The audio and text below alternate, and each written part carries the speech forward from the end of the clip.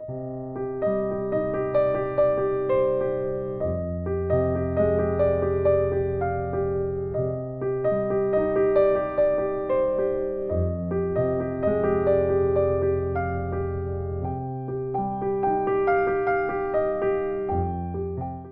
you ever wondered why some 19th century photographs don't feel like memories, but like evidence? They look calm on the surface, yet something inside them presses back, like a sealed room still holding a charge. You can stare for minutes and never see the problem, and then suddenly you see it, and you can't unsee it. The anomaly begins with a marble figure, but not with its face. It begins with the veil. Not a dramatic curtain of stone, the kind a sculptor can exaggerate for theater. This veil behaves like thin fabric that has landed on warm skin and decided to stay. It conforms to cheekbones, it hints at pores, it tracks the tension at the corner of a mouth, and when your eyes drift down toward the neck and hands, the photograph offers a detail so quiet it feels illegal. Veins, faint and irregular, pressing up beneath the surface as if circulation is trapped under the marble. But look closer at this stone. It doesn't look dead. It looks stopped. This is the point where the official explanation arrives, smooth and confident, like a clerk sliding a file across a desk. Master craftsmanship, genius artisans, years of labor. It's a perfect story because it requires no further questions. It lets you admire the outcome and ignore the process. And this is where official history begins to fall apart. Because carving is subtraction, a chisel removes material from the outside inward. It leaves a logic, tool marks, angles, tiny compromises in the hardest places. Yet the veil on these statues reads like a film rather than a cut. The veins read like volume rather than grooves. The skin folds land on anatomical stress lines, the way a living body creases when it breathes, not the way an artist designs a pattern. More unsettling, the realism is not beautifully exaggerated, it is clinically indifferent, as if the stone is reporting what it saw, not showing off what it imagined. That's the first crack in the myth. The second crack appears when you stop treating the statue as an isolated masterpiece and start listening to the room it lives in. The hall in the old photograph isn't only a gallery, it is a chamber with a personality. Curved ceilings, repeating arcs, a softness of sound you can almost hear through the grain of the image. Places like this often lean toward domes, semi-domes, or hidden curvature, because the geometry of domes does more than impress the eye. It gathers resonance, it shapes pressure, it stabilizes air. And in a world that still spoke openly about atmospheric electricity, field is not a poetic word, it is a technical one. Atmospheric electricity is the kind of phrase modern culture laughs at, not because the sky stopped holding charge, but because the language of unmetered energy is inconvenient. Nature didn't change, the narrative did. The moment a society builds an economy around controlled distribution, wires, meters, invoices, anything that implies energy could be harvested differently becomes suspect, then silly, then forgotten. That forgetting has a name: institutional silence. Now let's talk about the part no tourist brochure can explain: the foundation. Under a heavy stone hall with monumental loads and delicate finishes, the foundation would need more than strength. It would need stability against moisture, vibration, frost, and time, with almost arrogant confidence.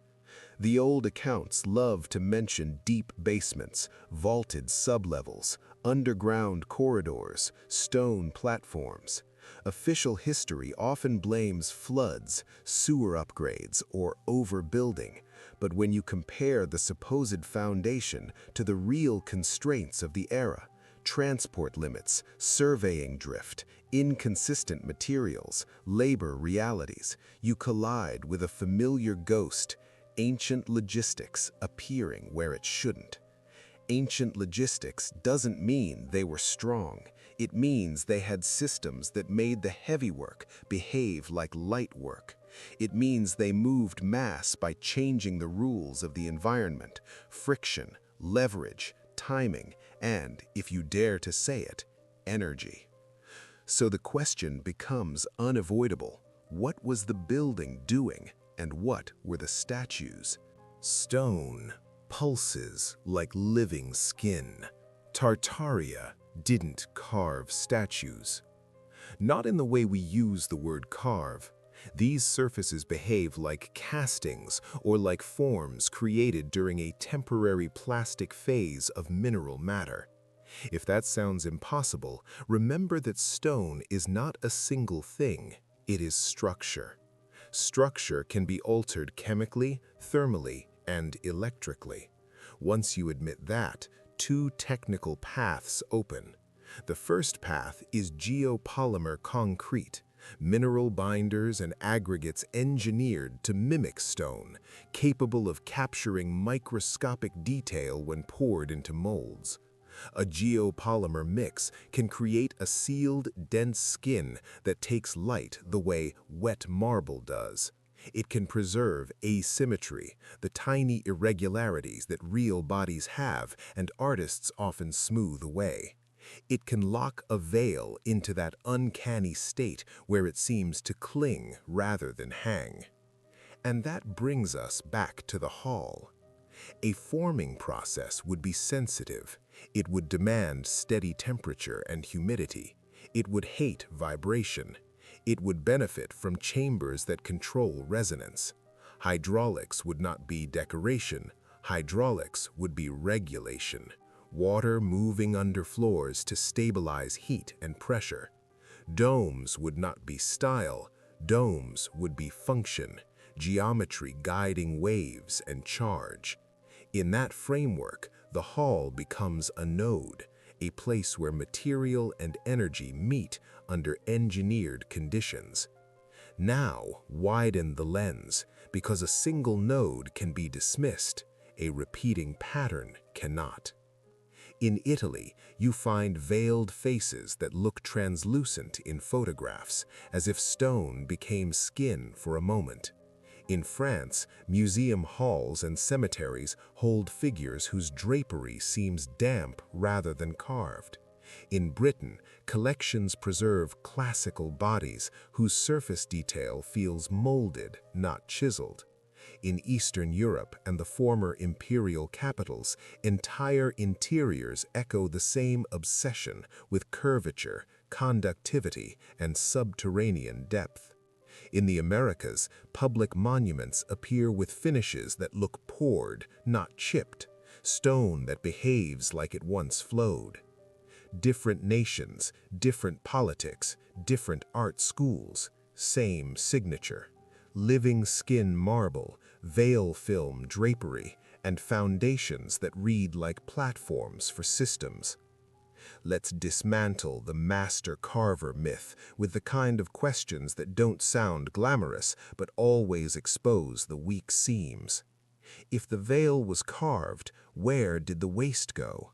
True carving at that level produces mountains of dust and chips, and it does so in stages: roughing, refinement, finishing.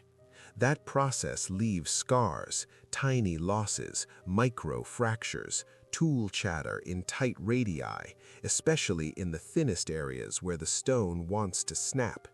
Yet the veil on these figures looks continuous, as if it was never threatened by gravity. Even a genius can't negotiate with physics, he can only work around it. And the photograph suggests the veil didn't need negotiations at all. If the veins were carved, why are they anatomically messy? Artists romanticize, they simplify, they polish, they make symmetry feel intentional. But biology is asymmetric and indifferent. Veins fork where they must, not where composition is prettiest. The veins on these statues are not decorative confidence, they are uncomfortable accuracy. That kind of accuracy is common in casting, where detail arrives automatically from a mold or a pressed form. In carving, it is a choice you pay for with time and risk, and it is rarely repeated so consistently across different workshops. If the skin folds were carved, why do they land in the exact zones that correspond to tension and compression in real tissue, around knuckles, at the base of the thumb, at the throat, without slipping into stylized language of sculpture? It's as if the statue was not designed, but captured. Now consider the environment implied by the architecture. A dome is not only a ceiling, it is a diagram. Even in purely acoustic terms, domes can focus sound, amplify whispers, and create standing waves. In thermal terms, they can trap layers of air and regulate convection. In electrical terms, if you allow the historical language to stand, curvature and conductive elements can shape how charge distributes. That doesn't require science fiction. It requires only that earlier builders experimented with the world instead of treating it as inert. This is why you keep seeing the same pairing. Domes above, voids below. Those voids, vaults, tunnels, subfloors, are usually explained away as storage or service space. But storage does not need to be as geometrically disciplined as these substructures often are. Service space does not need repeated arches and stone ribs unless it is carrying a specific kind of load or resisting a specific kind of vibration. When you see disciplined geometry below an already stable floor, you should ask, what was being stabilized? Hydraulics becomes the obvious candidate because water is a universal stabilizer. It absorbs heat, it carries pressure, it damps vibration. It can be routed silently through stone. And in the 19th century, large hydraulic systems existed in plain sight. Fountains, pumping stations, canals. Yet we tend to read them as beautification rather than infrastructure. In an energy hub interpretation, water under the floor is not decoration. It is environmental control for a sensitive process.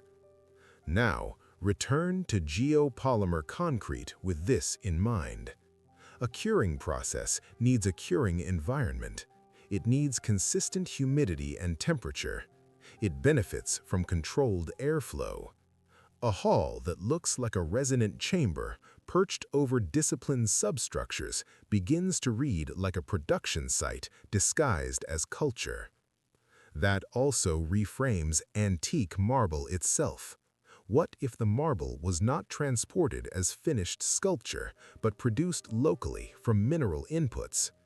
Ancient logistics then stops being a problem and becomes the answer. You don't need to move a 30-ton figure. You move sacks and barrels. You don't need armies of stonecutters. You need technicians who understand mixtures, molds, and timing. The entire economy of construction changes, and so does the economy of power. This is why the global pattern matters so much. A few statues could be coincidence. A recurring architectural process pairing is not. And the pairing keeps showing up. A civic building with a dome, a surprisingly sophisticated understructure, metalwork that behaves like a conductor, and then, somewhere inside, stone that behaves like skin. These are not separate mysteries. They are one system, sliced into parts so you never assemble it. The official narrative does one more clever thing. It isolates disciplines. Architecture is taught as style. Sculpture is taught as art. Engineering is taught as modern. Energy is taught as wires. When you keep the fields separate, you never notice that the same geometry repeats across them. You never notice that the same physical instincts are present. You never notice that the artist and the engineer might have been the same person in a different civilization. That separation is its own kind of denial of the obvious. Because the photograph is holistic, it shows you everything at once. It shows you the stone, the room, the people, the scale, the light.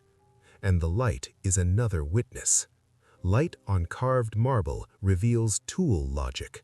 Light on cast surfaces reveals skin logic. The photograph's grain can't hide the way reflections skate across the veil like they do across a sealed film. It can't hide the way the statue seems to resist age. And when you realize that, you start noticing the paper trail of erasure in a new way. The building's last decades become a blur of repairs. The sublevels are reinforced. Access points are closed for safety. The dome is restored. And then, suddenly, demolition is inevitable. Often, there is a small disaster to justify it: fire, collapse, water damage, followed by a larger decision that arrives pre-made. The most suspicious part is not the disaster. Disasters happen. The suspicious part is how quickly the story becomes final, how little curiosity survives in the official record, how neatly the next project is ready. That neatness is the fingerprint. When reality is messy, the record is messy. When the record is too clean, someone is cleaning. So by the time 1950 arrives in this story, it doesn't feel like a calendar date. It feels like the last step in a protocol. Isolate, downgrade, seal, rename, remove. And the moment you accept that protocol as real, you also accept why the statues were treated the way they were. The statues were not just art, they were demonstrations. They were proof that mineral matter could be controlled, softened, poured, hardened into forms that mimic life so closely they break the boundary between sculpture and biology. That is why the phrase keeps returning, no matter how uncomfortable it sounds. Stone pulses like living skin. Tartaria didn't carve statues. One more detail makes this harder to dismiss: the way these objects are framed in later decades.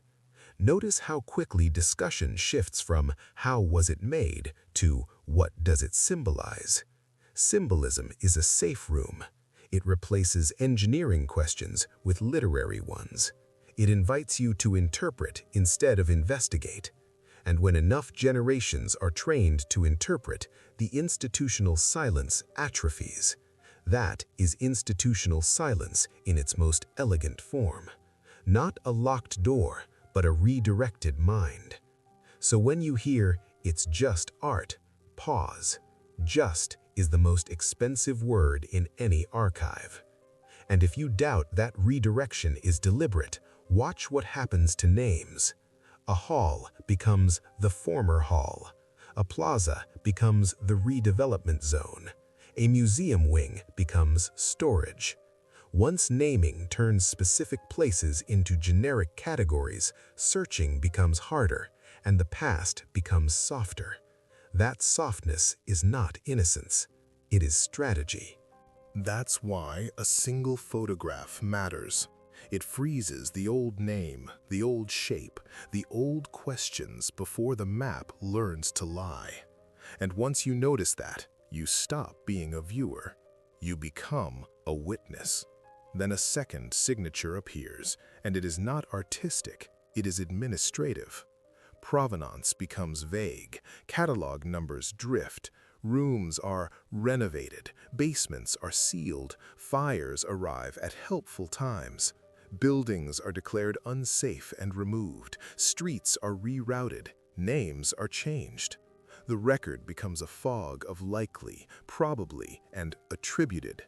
That fog is not neutral, It is a tool. It turns coordinates into rumors and rumors into silence. Institutional silence is not a conspiracy with capes. It is bureaucracy doing what it always does, protecting the shape of the story it already told.